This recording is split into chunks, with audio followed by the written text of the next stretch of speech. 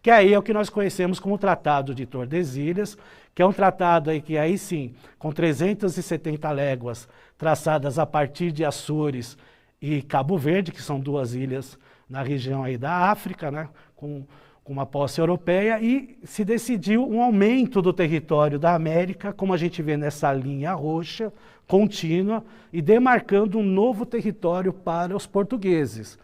É óbvio, né? Pode voltar para mim, é óbvio que não há um contentamento, mas há uma certa, assim, tá bom, vamos deixar quieto que mais para frente a gente vai, né, ver o que a gente faz. E a gente sabe que pelo histórico do território brasileiro atual, né, os portugueses fizeram mesmo com a interiorização, né, principalmente atrás de recursos minerais, né, e também de outras, como o caso das drogas do sertão, que são as especiarias encontradas aí na região norte, e outros recursos, que podemos assim dizer recursos econômicos, né? Então, essa extensão territorial na época, principalmente aqui no Brasil, ele tem muito a ver com a questão econômica.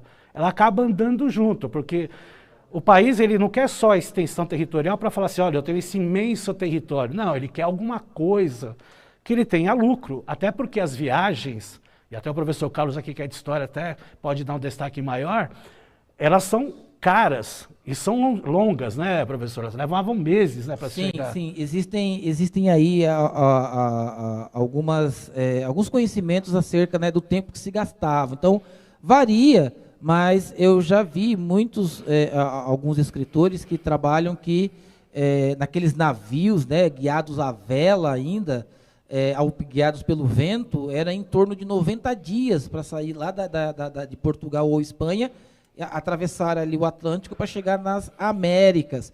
E como nós costumamos dizer lá nas aulas de história, professor Antônio, as navegações não eram navegações de férias, né?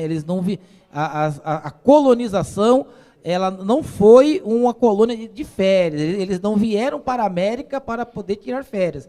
Eles vieram colonizar e explorar e lucrar com essa exploração. Primeiro o pau-brasil, depois aí os minerais, né, principalmente em Minas Gerais, que nós vamos ver isso mais profundamente daí durante o bimestre, né, durante os bimestres até o final do ano. Vai casar aí geografia e história com muitos conteúdos. Beleza, então é isso aí. Então, logicamente, a gente tem que entender que essa disputa territorial do novo continente também, logicamente, teve os outros reinos, mas no início do processo, século XV e XVI, a gente dá muito destaque para a Espanha, né, a América Espanhola, e tá Portugal, no caso aí do Brasil, naquele pequeno território com o Tratado de Bula Intercoiteira, depois se expandindo mais com o Tratado de Tordesilhas e com o passar do tempo, como a gente falou, a interiorização do Brasil para novas riquezas e novos processos econômicos.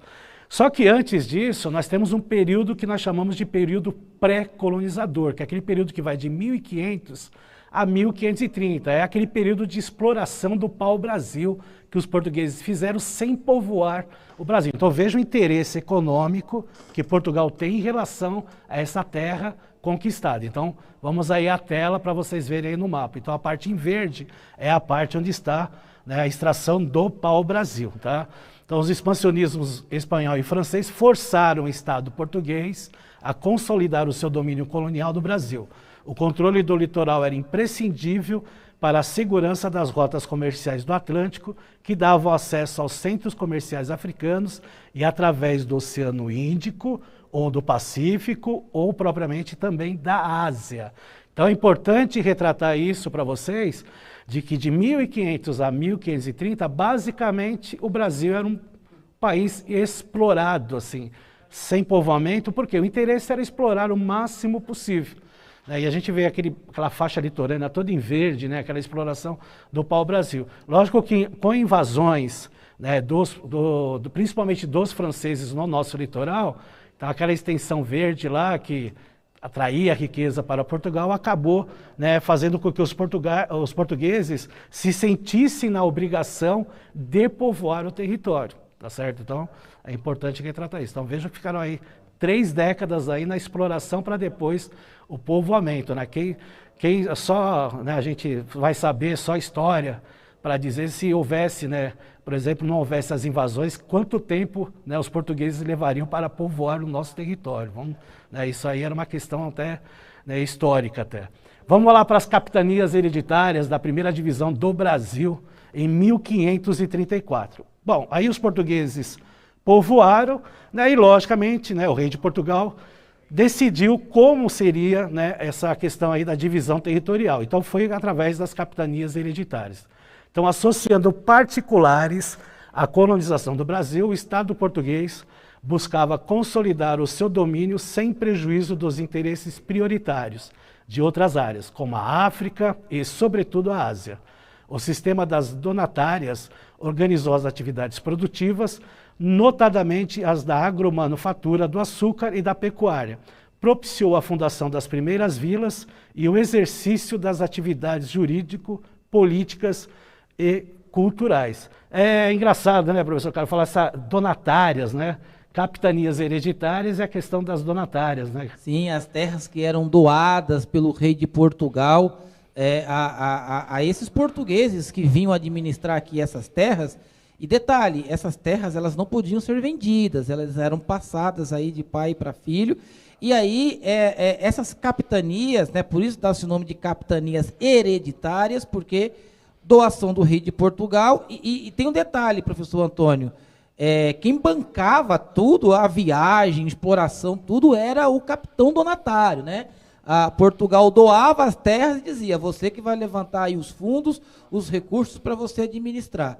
E aí era passado aí de pai para filho. Então, essa foi a primeira divisão administrativa das terras brasileiras, que nesse contexto histórico pertencia aí a Portugal. Até acho que, vamos, né, se eu estou correto, podemos até relacionar essas capitanias hereditárias até com os grandes latifúndios de hoje, né? Começou por aí, né? As grandes extensões de terra, né? E, claro, né? O sétimo ano, né? A garotadinha está aprofundando, mas com o tempo, né? Vocês vão crescendo e vão aí aprendendo a entender essa relação, né? Da história, né? Com os acontecimentos históricos, com muitos fatos do presente, da nossa realidade, principalmente essa questão aí do latifúndio, das grandes propriedades de terra, né, que vem aí dentro desse processo histórico. Então, estude aí essa parte e vai se aprofundando aos poucos, que com o tempo você vai alcançar habilidades mais complexas. Bom, aí a gente vai ver uma imagem, né, bem conhecida aí, que é a Fundação de São Paulo.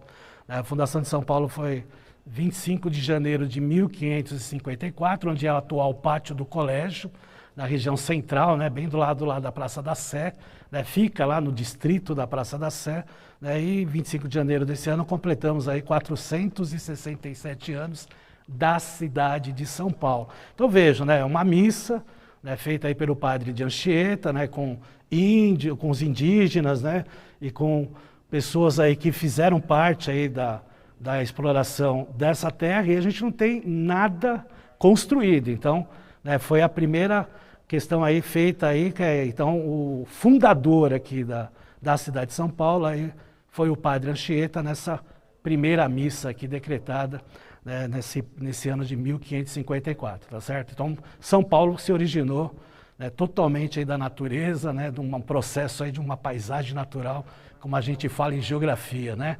Agora vamos ver um governo geral do século XVI aí. Então nós temos a instalação no governo geral, concorreram diversos elementos, o desigual resultado das donatárias, né, que são aí as capitanias hereditárias, a permanência dos concorrentes estrangeiros e o declínio das rendas comerciais da África e da Ásia. A implantação desse órgão coordenador das práticas coloniais no Brasil foi também estimulada pelo descobrimento e exploração de minerais na Bolívia, isso por parte dos espanhóis, e pela expansão promissora da produção açucareira, isso aqui no litoral do Brasil, tá certo? E aí nós temos a divisão, né? O que está em laranja são as capitanias que aí pertencem ao rei, né? E as partes amarelas ainda continuam com capitanias hereditárias dos seus respectivos donatários. A gente sabe que com o passar do tempo, muitas das capitanias hereditárias não deram lucro nenhum, pelo contrário.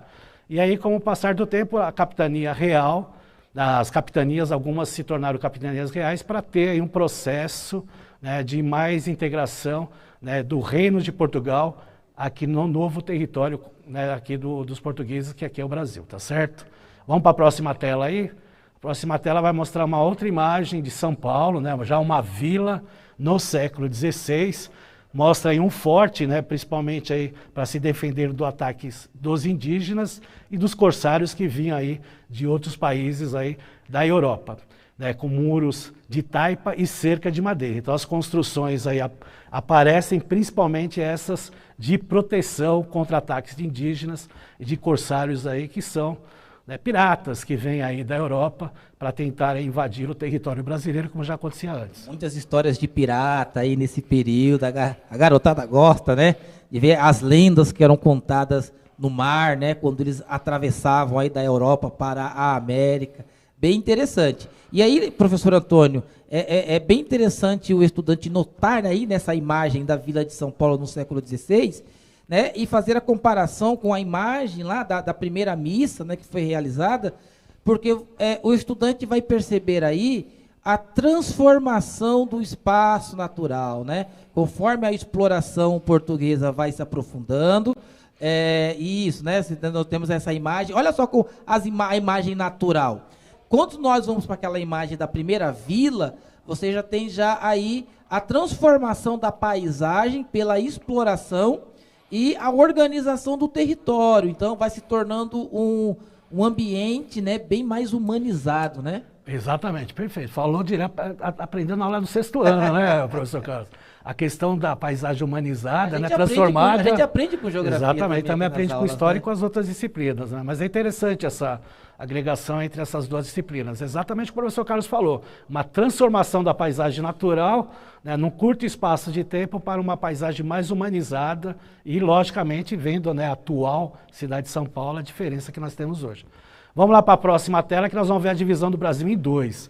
Então, nós temos a repartição do norte, que é chamado de estado do Maranhão, e a repartição do sul como estado do Brasil. Essa repartição em duas é para tentar uma dinâmica maior para o aumento da possessão do território do Brasil, principalmente no extremo norte, que é chamado aí da região setentrional, né? Quando a gente fala setentrional, quer dizer norte. Então essa divisão aí é mais para o quê? Para dar uma aceleração na incorporação dessa região mais ao norte aí, né, que nós chamamos aí de região setentrional. Isso aconteceu em 1573. Então veja as transformações territorial feitas pela coroa portuguesa para tentar dinamizar e aumentar o seu território sem guerra com a Espanha. E é isso interessante de retratar. Vamos para a atividade, professor Carlos? Vamos para uma atividade, olha só, vamos lá, na tela a atividade. Quais capitanias hereditárias se destacaram no Brasil? Professor, eu não sei. Vai rapidinho aí, faz uma pesquisa bem rapidinho aí na internet. Vamos dar 2 minutos, né? Coloque aí quais as principais capitanias hereditárias do Brasil e nós voltaremos em 2 minutos. Rapidinho, faz uma pesquisa, coloque aí no chat e nós já vamos aqui já colocar suas respostas. Dedinho no teclado, 2 minutos, já voltamos, participe.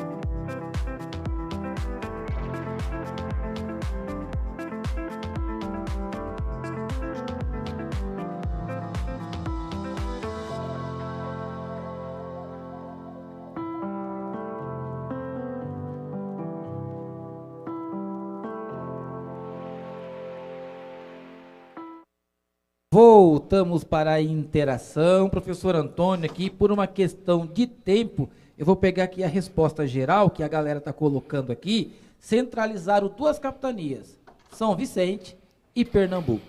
Perfeito. Então são capitanias, né, bem, né, distintas de regiões, uma na região Nordeste, outra na região Sudeste, né, mas são as que mais se destacaram e deram mais lucro aí para a coroa portuguesa. Vamos lá já para a conquista da Amazônia, né, lembrando que a gente viu anteriormente o mapa da divisão em duas, né, principalmente na questão lá da parte do Maranhão, denominação que introduziu a região norte. Então tem lá a invasão principalmente dos ingleses e holandeses. Portugal se viu obrigado a intensificar sua inserção na região norte. A construção do Forte de Belém em 1616 propiciou uma série de expedições exploratórias na região amazônica. Isso possibilitou a descoberta de vários recursos naturais denominados de drogas do sertão. Tipos de drogas do sertão: cacau, pau-cravo, castanha do Pará, guaraná, entre outras, né? Isso aí é uma imagem até que todo mundo conhece, que é a castanha do Pará. Então esses frutos, esses sementes, tudo isso aí eram denominados de drogas do sertão, que nada mais são do que especiarias que eram utilizadas pelos europeus, que muitas vinham da Ásia, mas pelo preço absurdo que se pagava, eles acharam isso aí no interior da região norte, na Amazônia, e aí, logicamente, lucraram com a venda e até com o uso desses produtos na Europa, que eram uma novidade aí naquela época. Vamos ver mais uma imagem de São Paulo, né, ainda como vila. A capitania de São Vicente em destaque e a vila de São Paulo aí em 1631 ao fundo. Então vocês estão vendo lá na imagem, do lado direito, escrito lá Vila São Paulo, bem acima, né? Porque a gente tem que lembrar que nós pegamos uma serra, por isso que nós falamos, descemos a serra para ir ao litoral. Então essa imagem, né, deconota aí a questão do litoral ser aqui na parte de baixo e a parte lá de São Paulo, né, lá na Serra do Mar. Então não dava também para fazer uma imagem, né, mostrando a serra no seu conteúdo todo.